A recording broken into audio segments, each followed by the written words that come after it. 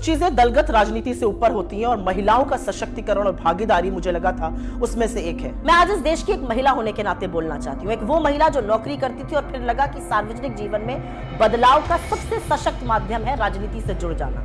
ऐसा इस देश की बहुत सारी महिलाओं को लगता है। एक आधी आबादी है जिसको ये लगता है कि उनका प्रतिनिधित्व होना चाहिए, उनको आरक्षण मिलना चाहिए। तो जब मोदी सरकार ने विमेंस रिजर्वेशन बिल की, महिला आरक्षण की बात की, तो हम प्रफुल्लित हो उठे। हमें लगा चलो जो काम हमने शुरू किया था, जिसकी ओरिजिनल शिल्पकार यूपीए की सरकार श्रीमती सोनिया गांधी थी, हमने राज्यसभा में बिल पारित कराया था, अब वो क्रियान्वित होगा। लेकिन अब पता चला कि मोदी जी की नीति और नियत दोनों में खोट है।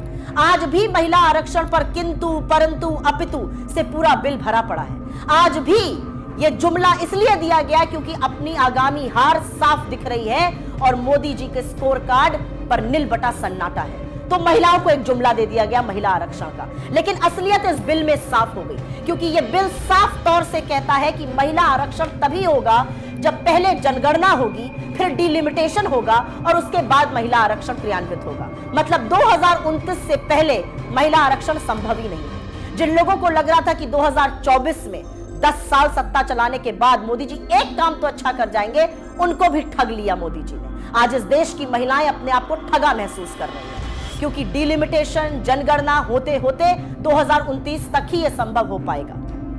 यह जो बिल था, हमारा लाया हुआ बिल, राज्यसभा में 9 मार्च 2010 को पारित हुआ था। अगर आपकी नीति और नियत साफ होती तो आप उसी बिल को लोकसभा में लाते, बिना कंडीशन के उसको पास कराते और महिला आरक्षण एक रियलिटी बनता। लेकिन असलियत यह है कि आपने महिला आरक्षण के नाम पर भी देश की आधी आबादी को एक जुमला थमा दिया। बहुत कुछ कहने से ज्यादा एक ही चीज कहना चाहती हूं आज। अगर आपकी नीति साफ है तो आपको फिर से जाकर वही काम करना चाहिए जो हमने किया था। किंतु परंतु अपितु हटाइए, महिलाओं के सशक्तिकरण की बात कीजिए। जो दूरदर्शिता राजीव गांधी जी ने दिखाई, आज उसका परिणाम है कि 30 लाख से ज्यादा निर्वाचित लोकल बॉडी इलेक्शंस में 10 लाख से ऊपर महिलाएं हैं। जो दूरदर्शिता और दृढ़ निश्चय सोनिया जी ने और मनमोहन सिंह जी ने दिखाया था, वो एक बार अगर आप दिखाते तो 2024 के चुनावों में महिलाओं की 1/3 भागीदारी होती।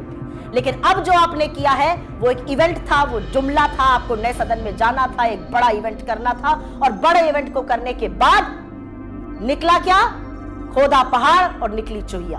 खोदा पहाड़ और पता चला 2024 में नहीं, ये तो 2029 में शायद संभव हो पाएगा। अगर आप चाहते तो आप जनगणना 2020 से 23 के बीच में करा सकते थे। सब कुछ हुआ लेकिन जनगणना नहीं हुई। फिर भी आपने जनगणना को और डिलिमिटेशन को एक क्राइटेरिया बनाया।